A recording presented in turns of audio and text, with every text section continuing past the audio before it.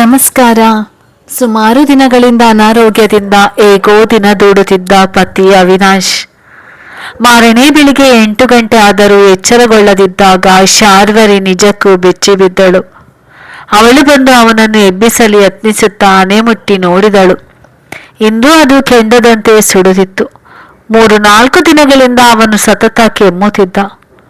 Doctor ಮನೆಗೆ ಬಂದು ಪರೀಕ್ಷಿಸಿ ಔಷಧಿ ನೀಡಿದ್ದರು. ನಾನು ಆಸ್ಪತ್ರೆ ಸೇರಿ ಅಡ್ಮಿಟ್ ಆಗಲಾರೆ ಎಂದು ಅವನು ಹಠ ಹಿಡಿದಿದ್ದ. ಸ್ವಲ್ಪ ಆರಾಮ ಎನಿಸಿದಾಗ ಲ್ಯಾಪ್ಟಾಪ್ ಎಳೆದುಕೊಂಡು ಮನೆಯಿಂದಲೇ ತನ್ನ ಬಿಸ್ನೆಸ್ ಸಂಭಾಳಿಸುತ್ತಿದ್ದ. ಅವನ ಫೋನ್ ಕಾಲ್ಸ್ ಅಂತ ನಿಲ್ಲುತ್ತಲೇ ಇರಲಿಲ್ಲ. ತಕ್ಷಣ ಅವಳು ಗಂಡನಿಗೆ ಔಷಧಿ ನೀಡಿ ಹಣೆಗೆ ತಣ್ಣೀರು ಪಟ್ಟಿ ಹಾಕಿ ಬದಲಾಯಿಸುತ್ತಿದ್ದಳು. ಇವರಿಬ್ಬರ ಮದುವೆಯಾಗಿ 2 ವರ್ಷ ಆಗಿರಬಹುದಷ್ಟೇ. ಹಿಂದಿನ ವರ್ಷದವರೆಗೂ ಇವಳ ಅತ್ತೆ ಮಾವ ಇವರ ಜೊತೆ ಬ್ಯಾಂಗ್ಳೂರ್ನಲ್ಲಿದ್ದರು. ಆದರೆ ಕೊರೋನಾ ಮಧ್ಯೆ ಶಾರ್ವರಿಯ ಹಿರಿಯ ಹೊರಗೆತ್ತಿ ಸೀರಿಯಸ್ ಆಗಿ ತೀರಿಕೊಂಡಾಗ ಅವಳ ಅತ್ತೆ ಮಾವ ಬೇರೆ ದಾರಿ ಇಲ್ಲದೆ ಮೈಸೂರಿನ ಹಿರಿಮಗನ ಮನೆಗೆ ಹೊರಡಬೇಕಾಯಿತು. ಅಲ್ಲಿ ಆ 2 ಮೊಮ್ಮಕ್ಕಳ ಜವಾಬ್ದಾರಿ ಅವರ ಮೇಲೆ ಬಂತು. ಅದಾದ ಮೇಲೆ ಭಾರತದಲ್ಲಿ ಎಲ್ಲೆಡೆ ಕೊರೋನಾದ ಪ್ರಕೋಪ ತೀವ್ರ ಹೆಚ್ಚಿತ್ತು. ಬೆಂಗಳೂರಿನ ಎಲ್ಲ ಆಸ್ಪತ್ರೆಗಳಲ್ಲೂ ಕೊರೋನಾದ ರೋಗಿಗಳೇ ತುಂಬಿ ಹೋಗಿದ್ದರು. ಟಿವಿಯ ನ್ಯೂಸ್ ನೋಡುತ್ತಿದ್ದಷ್ಟು ಇವರ ಆತಂಕ ಹೆಚ್ಚುತ್ತಿತ್ತು. ಒಂದೆಡೆ ವೆಂಟಿಲೇಟರ್ ಇಲ್ಲ, ಕೆಲವೆಡೆ ಆಕ್ಸಿಜನ್ ಸಿಲಿಂಡರ್ಗಳಿಲ್ಲದೆ ರೋಗಿಗಳ ಸಾವಿನ ಸಂಖ್ಯೆ ಮುಗಿಲು ಮುಟ್ಟಿತ್ತು. ಈ ಮಧ್ಯೆ ಅವಿನಾಶಿಗೆ ಮಲಗಿದಾಗ ಶಾರ್ವರಿಯ ಜಂಗಬಲವೇ ಹುಡುಗಿ ಹೋಗಿತ್ತು. ಅವಳು ತಕ್ಷಣ ಅಮ್ಮನಿಗೆ ಫೋನ್ ಮಾಡಿದಳು. ಅಮ್ಮ, ಬೆಳಿಗ್ಗೆ ನಾವಿಗೆ ಬಹಳ ಜ್ವರ ಹೆಚ್ಚಾಗಿದೆ, ಏನ್ ಮಾಡ್ಲಿ? ಕಾವೇರಮ್ಮ ಸಹ ಕಂಗಾಲಾದರು. ಯಾಕೋ ಎಲ್ಲೋ ಕಡೆ ಇದೇ ಅವಳಿ ಕಣಮ್ಮ. ಇಲ್ಲಿ ನಿನ್ನ ತಮ್ಮ ರಾಜು ಸಹ ಕೊರೋನಾ ಪಾಸಿಟಿವ್ ಆಗಿ ತನ್ನ ಕೋಣೆ ಸೇರಿಬಿಟ್ಟಿದ್ದಾನೆ. ಇಲ್ಲದಿದ್ದರೆ ತಕ್ಷಣ ಅವನನ್ನು ಕಳಿಸಿಕೊಡ್ತಿದ್ದೆ. ನಮಗೀಗ ಅವನ ಸೇವೆ ಮಾಡೋದೇ ಆಗೋಗಿದೆ. ನೀನು ತಕ್ಷಣ ನಿಮ್ಮ ಫ್ಯಾಮಿಲಿ ಡಾಕ್ಟರ್ನು ಮನೆಗೆ ಕರೆಸಿ ಅವರ ಸಲಹೆ ಪಡೆದುಕೋ. ಹೌದಮ್ಮ, ಅತ್ತ ಮೈಸೂರಲ್ಲಿ ನಮ್ಮ ಅತ್ತೆಗೆ ಹುಷಾರಿಲ್ವಂತೆ, ಇಲ್ಲಾಂದ್ರೆ ಇವರ ಅಣ್ಣ ಬರ್ತಿದ್ರು. ಏನೋ ಗಾಬರಿ ಆಗ್ಬೇಡಮ್ಮ, ಸ್ವಲ್ಪ ಧೈರ್ಯದಿಂದ ಇರು, ಎಲ್ಲ ಸರಿ ಹೋಗುತ್ತೆ ಎಂದು ಕಾವೇರಮ್ಮ ಸಮಾಧಾನ ಹೇಳಿದರು. ಶಾರ್ವರಿ ತಕ್ಷಣ ಪತಿಗೆ ಕೊರೋನಾ ಟೆಸ್ಟ್ ಮಾಡಿಸಿದಳು. ಫ್ಯಾಮಿಲಿ ಡಾಕ್ಟರನ್ನು ಕನ್ಸಲ್ಟ್ ಮಾಡಿ ಅವರ ಸಲಹೆಯಂತೆ ಔಷಧಿ ಮುಂದುವರಿಸಿದಳು. ಈ ಮಧ್ಯೆ ಅವಿನಾಶ್ ಸ್ಥಿತಿ ಮತ್ತಷ್ಟು ಗಂಭೀರ ಆಗತೊಡಗಿತು. ಕೊನೆಗೆ ಅವನನ್ನು ಆಸ್ಪತ್ರೆಗೆ ಕರೆದುಕೊಂಡು ಹೋದಳು. ಆಸ್ಪತ್ರೆಯಲ್ಲಿ ಎಲ್ಲಿ ನೋಡಿದರೂ ರೋಗಿಗಳ ದಂಡೇ ತುಂಬಿತ್ತು. ಮರಣ ಮೃದಂಗದ ಭೀಕರ ರುದ್ರ ತಾಂಡವದಿಂದ ಗಾಬರಿಯಾದ ಅವಳು ಹೇಗೋ ಗಂಡನನ್ನು ಅಡ್ಮಿಟ್ ಮಾಡಿಸಿದಳು. ಒಮ್ಮೆ ಹೊರಗಿನಿಂದ ಔಷಧಿ ತರಲು, ಮತ್ತೊಮ್ಮೆ ಊಟ ತಿಂಡಿಗೆ ಅಲೆದಾಡುತ್ತಲೇ ಇರಬೇಕಾಯಿತು. ಡಾಕ್ಟರ್ ಬಂದಾಗಲೆಲ್ಲ ಅವರ ಚೇಂಬರ್ಗೆ ಹೋಗಿ ವಿಚಾರಿಸಿ ರಾತ್ರಿ ಹೊತ್ತು ನಿದ್ದೆಗೆಟ್ಟು ಬಹಳ ಸುಸ್ತಾಗಿ ಹೋದಳು. ಅವಳನ್ನು ಕೊರೋನಾ ವಾರ್ಡ್ ಒಳಗೆ ಬಿಡುತ್ತಿರಲಿಲ್ಲ. ಹೊರಗಿನ ರಿಸೆಪ್ಷನ್ನಲ್ಲಿ ಕುಳಿತೇ ಅವಳು ಪತಿಗೆ ಬೇಗ ಗುಣಮುಖವಾಗಲಿ ಎಂದು ದೇವರನ್ನು ಪ್ರಾರ್ಥಿಸುವಳು. ಅತ್ತ ಅವಿನಾಶ್ನ ಸ್ಥಿತಿ ಸುಧಾರಿಸುವ ಬದಲು ದಿನೇ ದಿನೇ ಬಿಗಡಾಯಿಸುತ್ತಲೇ ಇತ್ತು. ಆ ದಿನ ಇವಳು ಡಾಕ್ಟರನ್ನು ಭೇಟಿಯಾದಾಗ ತುಂಬ ಭರವಸೆ ನೀಡಿದ ಅವರು ಒಂದು ಹೊಸ ಔಷಧಿಗಳನ್ನು ಬರೆದುಕೊಟ್ಟರು. ಹೊರಗಿನಿಂದ ಹೇಗೋ ಅವನ್ನೆಲ್ಲ ತಂದಳು. ಅದರಲ್ಲಿ ಅತಿ ಮುಖ್ಯವಾದುದೇ ಎಲ್ಲೂ ಸಿಗಲಿಲ್ಲ. ಆಸ್ಪತ್ರೆಯಲ್ಲೂ ಅದರ ಸ್ಟಾಕ್ ಇರಲಿಲ್ಲ. ಅವಳು ಹತಾಶಲಾಗಿ ತನ್ನ ವಿಧಿಯನ್ನು ಅಳೆಯುತ್ತಾ ಆಸ್ಪತ್ರೆಯ ಸಾಲು ಬೆಂಚುಗಳಲ್ಲಿ ಒಂದೆಡೆ ಕುಳಿತಳು. ಸ್ವಲ್ಪ ಹೊತ್ತಿಗೆ ಅಲ್ಲಿಗೊಬ್ಬ ಗಡ್ಡದಾರಿ ಯುವಕ ಬಂದು ಕುಳಿತ. ಅವನು ಬಹಳ ಚಿಂತೆಗೊಂಡಿದ್ದ. ಅವಳು ಅವನ ಕಡೆ ತನ್ನ ಚೀಟಿ ಚಾಚುತ್ತಾ, ಈ ಔಷಧಿ ಹತ್ತಿರದಲ್ಲಿ ಎಲ್ಲಾದರೂ ಸಿಗ್ಬಹುದೇ? ನಿಮ್ಗೇನಾದ್ರೂ ಐಡಿಯಾ ಇದೆಯಾ ನೋಡಿ ಎಂದಳು. ನಾನು ಇದೇ ಔಷಧಿಗಾಗಿ ನಿನ್ನೆಯಿಂದ ಅಲೆದಾಡುತ್ತಿದ್ದೇನೆ. ಹತ್ತಿರದಲ್ಲಿ ಎಲ್ಲೂ ಸಿಗ್ತಿಲ್ಲ.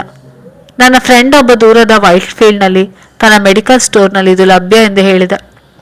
ನಾನೀಗ ಆ ಕಡೆ ಹೊರಟಿದ್ದೇನೆ. ನಿಮ್ಮ ಚೀಟಿ ನನ್ನ ಹತ್ತಿರವೇ ಇರಲಿ, ನನ್ನದರ ಜೊತೆ ನಿಮಗೂ ತಂದು ಕೊಡ್ತೇನೆ. ನಿಮ್ಮಿಂದ ಬಹಳ ದೊಡ್ಡ ಉಪಕಾರವಾಯಿತು. ಬೆಳಗಿನಿಂದ ಇದು ಎಲ್ಲೂ ಸಿಗದೆ ಹುಚ್ಚಳಂತಾಗಿದೆ. ಅವಳ ಸ್ವರ ಗದ್ಗದಿತವಾಗಿತ್ತು. ಇದರಲ್ಲಿ ಉಪಕಾರ ಮಾತೇನಿಲ್ಲ. ನನಗಾಗಿ ಹೋಗ್ತಿದ್ದೇನೆ, ಹಾಗೆ ನಿಮಗೂ ತಂದು ಕೊಡ್ತೀನಿ ಅಂದೆ. ನಾನು ಅಲ್ಲಿಗೆ ಹೋಗುವಷ್ಟರಲ್ಲಿ ಸ್ಟಾಕ್ ಖಾಲಿ ಆಗಿರಬಾರ್ದು ಅಂತ ಪ್ರಾರ್ಥಿಸಿ ಅವನ ಮೇಲಿದ್ದಾಗ ತಕ್ಷಣ ಅವಳು 500ರ 4 ನೋಟು ನೀಡಲು ಮುಂದಾದಳು. ಬೇಡಿ, ಹಣದು ಏನು ತೊಂದರೆ ಇಲ್ಲ, ಮೊದಲು ಔಷಧಿ ಸಿಗಲಿ, ಆಮೇಲೆ ನೋಡೋಣ. ನನ್ನ ಬಳಿ ಹಣ ಇದೆ, ಚಿಂತಿಸಬೇಡಿ ಎನ್ನುತ್ತಾ ಅವನು ಹೊರಟೇ ಬಿಟ್ಟ. ಸಂಜೆ ಅವನು ಬಂದಾಗ ಪುಣ್ಯಕ್ಕೆ ಔಷಧಿ ಸಿಕ್ಕಿತ್ತು. ಶಾರ್ವರಿಗೆ ಜೀವದಲ್ಲಿ ಜೀವ ಬಂತು. ಅವನು ತನ್ನ ಅಣ್ಣನನ್ನು ಅಲ್ಲಿ ಅಡ್ಮಿಟ್ ಮಾಡಿಸಿದ್ದ.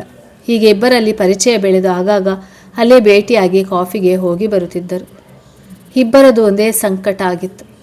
ಗಂಡಸಾದ ಅವನು ಅವಳ ಮುಂದೆ ಅಳುವಂತಿರಲಿಲ್ಲ. ಗಾಬರಿ ಹೆಚ್ಚಾದಾಗಲೆಲ್ಲ ಅವಳು ಅತ್ತು ಅದನ್ನು ನಿವಾರಿಸಿಕೊಳ್ಳುತ್ತಿದ್ದಳು. ಇತ್ತೀಚೆಗೆ ಅವಳು ಪ್ರತೀಕನ ಮುಜಕೊರಕ್ಕೆ ಅಳುವಷ್ಟು ಅವರಿಬ್ಬರಲ್ಲಿ ಆತ್ಮೀಯತೆ ಬೆಳೆದಿತ್ತು. ಅವನು ಅವಳ ಬೆನ್ನು ತಟ್ಟಿ ಬಹಳ ಸಮಾಧಾನ ಪಡಿಸುತ್ತಿದ್ದ. ಹೀಗೆಲ್ಲ ಅವಳಿಗೆ ಬೇಕಾದೆಲ್ಲ ಔಷಧಿ ಸಾಮಗ್ರಿ ಪ್ರತೀಕ್ ತಾನೇ ತಂದು ಕೊಡುತ್ತಿದ್ದ. ರಾತ್ರಿ ಅವಳನ್ನು ಮನೆಯಲ್ಲಿ ಡ್ರಾಪ್ ಮಾಡಿ ನಂತರ ತಾನೂ ಹೊರಡುತ್ತಿದ್ದ. ಹೀಗೆ ಕಡು ಕಷ್ಟದ ದಿನಗಳ ಮಧ್ಯೆ ಈ ಇಬ್ಬರು ಅಪರಿಚಿತರು ನಿಕಟವಾಗತೊಡಗಿದರು. ಅವರಿಬ್ಬರ ನಡುವೆ ಹೇಳಿಕೊಳ್ಳಲಾಗದ ಒಂದು ಬಾಂಧವ್ಯ ಏರ್ಪಟ್ಟಿತ್ತು. ಅವರಿಬ್ಬರಿಗೂ ಅದು ಪ್ರಿಯವಾಗಿತ್ತು. ಒಂದು ದಿನ ಅವಿನಾಶ್ನ ಆಕ್ಸಿಜನ್ ಲೆವೆಲ್ ಬಹಳ ಏರುಪೇರಾಯಿತು. ಆ ದಿನ ಆಸ್ಪತ್ರೆಯಲ್ಲಿ ಆಕ್ಸಿಜನ್ ಸಿಲಿಂಡರ್ ಸ್ಟಾಕ್ ಮುಗಿದಿತ್ತು. ಆಗ ಪ್ರತೀಕ್ ತಾನೇ ಆ ಜವಾಬ್ದಾರಿ ಹೊತ್ತು ಇಡೀ ದಿನ ಹೊರಗಿನ ಬಿಸಿಲಿನಲ್ಲಿ ಓಡಾಡಿ ಸಂಜೆ ಹೊತ್ತಿಗೆ ಹೇಗೋ ಒಂದು ಸಿಲಿಂಡರ್ನೊಂದಿಗೆ ಹಾಜರಾಗಿದ್ದ. ಆ ದಿನ ಗದ್ಗತ್ತಳಾಗಿ ಅವಳು ಹೇಳಿದಳು, ಪ್ರತೀಕ್, ಯಾವ ಜನ್ಮದ ಋಣಾನುಬಂಧವೋ ಏನೋ, ನೀನು ಎಲ್ಲ ವಿಷಯದಲ್ಲೂ ನನಗೆ ಸಹಾಯ ಮಾಡುತ್ತಿರುವೆ. ನಿನಗಾಗಿ ನಾನು ಏನೂ ಮಾಡುತ್ತಿಲ್ಲ. ನನ್ನ ಬಗ್ಗೆ ಕಾಳಜಿ ಅಕ್ಕರೆ ಇದೆಲ್ಲ ಹೇಗೆ? ನಾನು ನಿನಗೆ ಏನೂ ಅಲ್ಲ, ಬರಿಯ ಫ್ರೆಂಡ್ ಮಾತ್ರ. ಮತ್ತು ಇಷ್ಟೆಲ್ಲ ಕಷ್ಟಪಡುತ್ತಿರುವ ನಿನ್ನ ಋಣ ನಾನು ಹೇಗೆ ತಾನೇ ತೀರಿಸಬಲ್ಲೆ? ಶಾರ್ವರಿ, ಎಲ್ಲ ಪ್ರಶ್ನೆಗಳಿಗೂ ಉತ್ತರ ಸಿಗಲೇಬೇಕು ಅಂತೇನಿಲ್ಲ. ನಾವಿಬ್ಬರು ಏನು ಅಳ್ಳದಿದ್ದರು ಫ್ರೆಂಡ್ಸ್ ಅಂತ ನೀವೇ ಹೇಳಿದ್ರಲ್ವಾ, ಅಷ್ಟೇ ಸಾಕು. ಸಮಾನಾಂತರ ದುಃಖಿಗಳು, ಅದನ್ನೇ ಹಂಚಿಕೊಳ್ಳುತ್ತಿದ್ದೇವೆ. ನಿನ್ನ ನೋವಿಗೆ ನಾನು ಏನು ತಾನೇ ಮಾಡಬಲ್ಲೆ? ನನ್ನ ಕೈಲಾದ ಸಹಾಯ ಮಾಡಿ ಕೊಂಚವಾದರೂ ನಿನ್ನ ಟೆನ್ಷನ್ ಕಳೆಯೋಣ ಅಂತ ಅಷ್ಟೇ. ಅಂಥ ಸಂದಿಗ್ಧದ ಪರಿಸ್ಥಿತಿಯಲ್ಲೂ ಅವಳ ಮನಸ್ಸಿಗೆ ಇವನ ಮಾತುಗಳಿಂದ ಒಂದಿಷ್ಟು ಸಮಾಧಾನ ಎನಿಸಿತು. ಕ್ರಮೇಣ ಅವಿನಾಶ್ನ ಸ್ಥಿತಿ ಮತ್ತಷ್ಟು ಬಿಗಡಾಯಿಸತೊಡಗಿತು. ಮರುದಿನ ಅವನಿಗೆ ವೆಂಟಿಲೇಟರ್ ಅನಿವಾರ್ಯವಾಯಿತು. ಆಸ್ಪತ್ರೆಯಲ್ಲಿ ಅದಕ್ಕೂ ಕೊರತೆ ಉಂಟಾಗಿತ್ತು. ಎಷ್ಟೋ ವೆಂಟಿಲೇಟರ್ಗಳು ಕೆಟ್ಟಿದ್ದವು. ಆಗ ಆಸ್ಪತ್ರೆ ಪ್ರಬಂಧಕರು ಇಲ್ಲಿನ ಬಹುತೇಕ ರೋಗಿಗಳನ್ನು ಇನ್ನೂ ಉತ್ತಮ ಸೌಲಭ್ಯಗಳಿದ್ದ ಆಸ್ಪತ್ರೆಗೆ ಸ್ಥಳಾಂತರಿಸಿದರು. ವಿಷಯ ತಿಳಿದ ತಕ್ಷಣ ಅವಳು ಪ್ರತೀಕ್ನಿಗೆ ಫೋನ್ ಮಾಡಿದಳು. ಅವಳನ್ನ ಪ್ರಭಾಕರನನ್ನು ಬೇರೆಡೆಗೆ ಅನಿವಾರ್ಯವಾಗಿ ಶಿಫ್ಟ್ ಮಾಡಬೇಕಾದ ಪರಿಸ್ಥಿತಿ ಎದುರಾಗಿತ್ತು.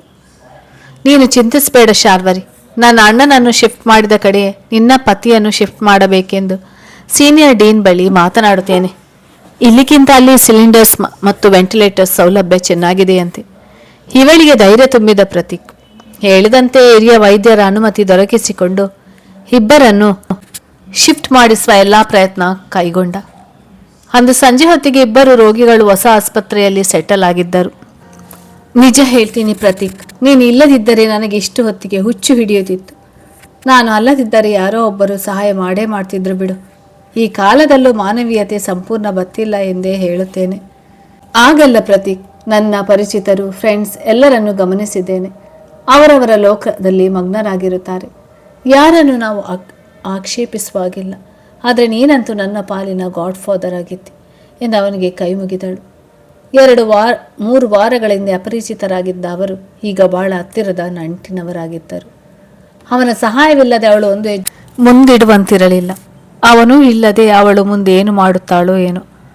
ಇವಳ ವಿಚಿತ್ರ ಮಾತುಗಳನ್ನು ಕೇಳಿಸಿಕೊಳ್ಳುತ್ತಾ ಪ್ರತೀಕ್ ಅವಳತ್ತ ಒಂದು ಪ್ರತ್ಯೇಕ ನೋಟ ಬೀರಿದ. ನಸುನಗುತ್ತಾ ಅಲ್ಲಿಂದ ಸರಿದು ಹೋದ. ಅತ್ತ ಅವಳಿಗೂ ವಿಚಿತ್ರ ಅನುಭೂತಿ ಉಂಟಾಗಿತ್ತು. ತನ್ನ ಅರಿವಿಲ್ಲದೆ ಅವಳು ಎಷ್ಟೋ ಮಾತು ಆಡಿಬಿಟ್ಟಿದ್ದಳು. ಪ್ರತೀಕ್ ಒಬ್ಬ ಈ ಸಂದರ್ಭದಲ್ಲಿ ತನ್ನ ನೆರವಿಗೆ ಇಲ್ಲದಿದ್ದರೆ ತಾನು ತರಗಿಲೆಯಂತೆ ತತ್ತರಿಸಿ ಹೋಗುತ್ತಿದ್ದೆ ಎಂದು ಅಂಜುತ್ತಿದ್ದಳು. ಆಸ್ಪತ್ರೆಯ ಬೆಂಗಾಡಿನ ನಡುವೆ ಪ್ರತೀಕ್ ಅವಳಿಗೊಂದು ಓಯಸಿಸ್ ಆಗಿತ್ತ. ಹೀಗೆ ಮತ್ತೆ 4 ದಿನ ಕಳೆಯಿತು. ಅವಿನಾಶ್ನ ಸ್ಥಿತಿ ಮತ್ತಷ್ಟು ಸೀರಿಯಸ್ ಆಯಿತು. ಅದರ ಮುಂದಿನ ವಾರ ಅವಳು ಆಸ್ಪತ್ರೆ ತಲುಪಿದಾಗ ಅವಿನಾಶ್ ತೀರಿಕೊಂಡ ಸುದ್ದಿ ಸಿಕ್ಕಿತ್ತು. ಅವಳು ಅಲ್ಲೇ ಕುಸಿದು ಬಿದ್ದಳು. ಒಂದು ಕ್ಷಣದಲ್ಲಿ ತಾನು ಎಲ್ಲವನ್ನೂ ಕಳೆದುಕೊಂಡು ಬಟ ಬಯಲಿನಲ್ಲಿ ಒಬ್ಬಂಟಿಯಾಗಿ ನಿಂತಂತೆ ಅನಿಸಿತು. ಅವಳ ಪಾಲಿಗೆ ಈಗ ಏನೂ ಉಳಿದಿರಲಿಲ್ಲ. ಪ್ರತೀಕ್ ತನ್ನ ಕೈಮೀರಿ ಅವಳಿಗೆ ಸಾಂತ್ವನ ಹೇಳಿದ್ದ. ಕೊರೋನಾ ಕಾರಣ ಅವಳ ಪತಿಯ ಶವವನ್ನು ಮನೆಗೆ ಕೊಂಡು ಹೋಗುವ ಆಗಿರಲಿಲ್ಲ. ಅಷ್ಟಲ್ಲದೆ ಲಾಕ್ಡೌನ್ ಕಾಟವೂ ಇತ್ತು. ಅವಳ ತವರು ಅತ್ತೆ ಮನೆಯವರು ಬರುವುದು ದುಸ್ತರವಾಗಿತ್ತು. ತನ್ನ ಪತಿಯ ಅಂತಿಮ ವಿದಾಯ ಹೇಗೆ ಮಾಡಲೆಂದು ಅವಳು ತಲೆ ಮೇಲೆ ಕೈ ಹೊತ್ತು ಕುಳಿತಳು. ಈಗಲೂ ಪ್ರತೀಕನೇ ಅವಳ ಸಹಾಯಕ್ಕೆ ಧಾವಿಸಬೇಕಾಯಿತು. ಅತಿ ಕಷ್ಟದ ಕ್ಷಣಗಳಲ್ಲಿ ಮೊದಲು ಅವನು ಅವಳನ್ನು ಶಾಂತಗೊಳಿಸಿದ. ನಂತರ ಅವಳ ಪತಿಯ ದಹನ ಸಂಸ್ಕಾರಕ್ಕೆ ಏರ್ಪಾಡು ಮಾಡಿದ. ಅದನ್ನು ಮುಗಿಸಿ ಅವರು ಮಾತಿಲ್ಲದೆ ಅವಳ ಮನೆಗೆ ಬಂದರು. ಶಾರ್ವರಿಯ ಅಳುವಿಗೆ ಕೊನೆ ಇರಲಿಲ್ಲ. ಅವಳ ಕೈಕಾಲು ನಡುಗುತ್ತಿತ್ತು. ಹೀಗೆ ಬಿಟ್ಟರೆ ಇವಳಿಗೂ ಗಂಭೀರ ರೋಗ ತಗಲಿತು ಎಂದು ಪ್ರತೀಕ್ ಗಾಬರಿಗೊಂಡ. ಒಬ್ಬಂಟಿಯಾದ ಅವಳು ತನ್ನ ಆಹಾರದ ಕಡೆ ನಿರ್ಲಕ್ಷ್ಯ ತೋರುತ್ತಾಳೆ ಎನಿಸಿತು. ಮುಂದೆ ಹೇಗೋ ಏನೋ. ಅವಳನ್ನು ಹಾಲ್ನ ಸೋಫಾದಲ್ಲಿ ಮಲಗಿಸಿ ಕೈಕಾಲು ತೊಳೆದು ತಾನೇ ಅಡುಗೆ ಮನೆಗೆ ಹೋದ. ಫ್ರಿಜ್ನಲ್ಲಿದ್ದ ಹಾಲಿನಿಂದ ಬಿಸಿ ಬಿಸಿ ಟೀ ತಯಾರಿಸಿದ. ಇಬ್ಬರು ಮೌನವಾಗಿ ಟೀ ಕುಡಿದರು. ಅವಳನ್ನು ಸ್ನಾನಕ್ಕೆ ಕಳುಹಿಸಿ ಊಟಕ್ಕೆ ಆರ್ಡರ್ ಮಾಡಿದ. ನಂತರ ತಾನು ಸ್ನಾನ ಮುಗಿಸಿ ಅವಳ ಸಲಹೆಯಂತೆ ಅವಿನಾಶ್ನ ಬಟ್ಟೆಗಳು ಇರುವುದರಲ್ಲಿ ತುಸು ಒಂದು ಅಂಥದ್ದನ್ನು ಆರಿಸಿಕೊಂಡ. ಊಟ ಬಂದ ನಂತರ ಬಲವಂತವಾಗಿ ಅವಳನ್ನು ಊಟಕ್ಕೆ ಎಬ್ಬಿಸಿದ. ನಂತರ ಹತ್ತಿರದ ಅಂಗಡಿಯಿಂದ ರಾತ್ರಿ ಅವಳಿಗೆ ಬ್ರೆಡ್, ಹಾಲು, ಹಣ್ಣು ಮುಂತಾದವನ್ನು ತಂದಿರಿಸಿ ಮತ್ತೆ ಮತ್ತೆ ಸಮಾಧಾನ ಹೇಳಿ ಹೊರಟು ಬಿಟ್ಟ. 2-3 ದಿನಗಳ ನಂತರ ಶಾರ್ವರಿ ತುಸು ಚೇತರಿಸಿಕೊಂಡಳು. ಅಗತ್ಯದವರಿಗೆಲ್ಲ ವಿಷಯ ತಿಳಿಸಿದ್ದಾಯಿತು. ಆ ಆಲೋಚನೆ ಬದಿಗೆ ಸರಿಸಿದಾಗ ಅವಳಿಗೆ ಹೊಳೆದದ್ದೇ ಪ್ರತೀಕನ ಹೆಸರು. ಪ್ರತೀಕ್ ಇದೀಗ ಅವಳಿಗೆ ಎಲ್ಲರಿಗಿಂತ ಬಲು ಆತ್ಮೀಯ, ಪರಮ ಹಿತೈಷಿ ಎನಿಸಿತು. ಅವನೆಲ್ಲಿದ್ದಾನೆ, ಎಲ್ಲಿ ಕೆಲಸ ಮಾಡುತ್ತಿದ್ದಾನೆ ಇತ್ಯಾದಿ ಅವನ ಬಗ್ಗೆ ಏನೂ ಗೊತ್ತಿರಲಿಲ್ಲ. ಫೋನ್ ನಂಬರ್ ಒಂದು ಗೊತ್ತಿತ್ತಷ್ಟೆ. ಅದಕ್ಕೆ ಕಾಲ್ ಮಾಡಿದಳು. ಆದರೆ ಫೋನ್ ಸ್ವಿಚ್ ಆಫ್ ಆಗಿತ್ತು. ಅವಳ ಬಳಿ ಅವನ ಬೇರೆ ಯಾವ ಸಂಪರ್ಕವಿರಲಿಲ್ಲ. ವಿಳಾಸ ಮೊದಲೇ ಗೊತ್ತಿರಲಿಲ್ಲ. ಅವಳು ಅರ್ಧ ಗಂಟೆಗೆ ಹಲವು ಸಲ ಪ್ರಯತ್ನಿಸಿದರು. ಆ ನಂಬರ್ ಸ್ವಿಚ್ ಆಫ್ ಎಂದೇ ಬರುತ್ತಿತ್ತು. ಹೀಗೆ ಯೋಚಿಸುತ್ತಾ ಅವಳು ಮಾರನೇ ದಿನ ಅದೇ ಆಸ್ಪತ್ರೆ ತಲುಪಿದಳು. ಅಲ್ಲಿ ಅವಳ ಪತಿ ಪ್ರತೀಕನ ಅಣ್ಣ ಅಡ್ಮಿಟ್ ಆಗಿದ್ದರು. ಅವಳು ತನಗೆ ಪರಿಚಯವಿದ್ದ ಆಸ್ಪತ್ರೆ ಕಾರಿಡಾರ್ ಮತ್ತಿತರ ಜಾಗದಲ್ಲಿ ಅವನಿಗಾಗಿ ಹುಡುಕಾಡಿದಳು. ಅಲ್ಲಿಂದಾಗಿ ಹುಡುಕುತ್ತಾ ಕ್ಯಾಂಟೀನ್ ಕಡೆ ಬಂದಳು. ಎಲ್ಲ ಕಡೆ ಹುಡುಕಾಡಿದರೂ ಅವನ ಸುಳಿವು ಮಾತ್ರ ಸಿಗಲೇ ಇಲ್ಲ. ಹಾಗೆ ಅವಳು ಮತ್ತೆ ರಿಸೆಪ್ಷನ್ ಕೌಂಟರ್ ಕಡೆಗೆ ಬಂದಳು. ಮುಂದೆ ತಾನು ಅವನನ್ನು ಭೇಟಿ ಆಗುತ್ತೇನೋ ಇಲ್ಲವೋ ಎನಿಸಿಬಿಟ್ಟಿತು. ಆಗ ಅವಳಿಗೆ ಸಿಸ್ಟರ್ ನಿವೇದಿತ ಕಾಣಿಸಿಕೊಂಡರು. ಇವರಿಬ್ಬರಿಗೆ ಆಕೆ ಪರಿಚಿತ ನರ್ಸ್. ಆ ವಾರ್ಡ್ ಪೂರ್ತಿ ಆಕೆ ಸ್ಪರ್ಧಿನಲ್ಲಿತ್ತು. ಸಿಸ್ಟರ್ ನಿವೇದಿತ ಅಲ್ಲಿ ಬಹಳ ಒಳ್ಳೆಯ ಹೆಸರು ಗಳಿಸಿದ್ದರು. ಇವಳನ್ನು ಕಂಡು ಆಕೆ ಗದ್ಗದಿತರಾಗಿ, ಸಾರಿ ಶಾರ್ವರಿ, ನಿನ್ನ ಪತಿಯನ್ನು ಉಳಿಸಿಕೊಡಲಾಗಲಿಲ್ಲ ಎಂದರು. ನಾನು ಪಡೆದು ಬಂದದ್ದೇ ಅಷ್ಟೇ ಸಿಸ್ಟರ್. ನಿಮಗೆ ಪ್ರತೀಕ್ ಗೊತ್ತು ತಾನೆ, ಸದಾ ನನ್ನ ಜೊತೆ ಓಡಾಡ್ತಾ ಇರ್ತಾನಲ್ವಾ? ಅವನೇ ಈಗ ಅವರ ಅಣ್ಣ ಹೇಗಿದ್ದಾರೆ? ಅವರನ್ನು ಇತ್ತೀಚೆಗೆ ನೋಡಿದ್ರಾ? ಹೌದು ಶಾರ್ವರಿ, ಅವನ ಅಣ್ಣನು ತೀರಿಕೊಂಡರು. ಅವನೀಗ ಕೊರೋನಾ ಪೀಡಿತನಾಗಿ ತಾನೇ ಇಲ್ಲಿ ಅಡ್ಮಿಟ್ ಆಗಿದ್ದಾನೆ. ಅವನಿನ್ನ ಪತಿ ಇದ್ದ ಕೋಣೆಯಲ್ಲೇ ಇದ್ದಾನೆ. ವಾರ್ಡ್ ಮಾತ್ರ ಬೇರೆ, ಬೆಡ್ ನಂಬರ್ 125. ನೀವು ಏನು ಹೇಳ್ತಾ ಇರೋದು? ನಿಜನಾ? ನಾನು ಹೇಳಿದ ಪ್ರತೀಕ್ ನಿಮಗೆ ಗುರುತು ಸಿಕ್ಕಿತು ತಾನೆ? ಹೌದಮ್ಮ, ಚೆನ್ನಾಗೇ ಗೊತ್ತು.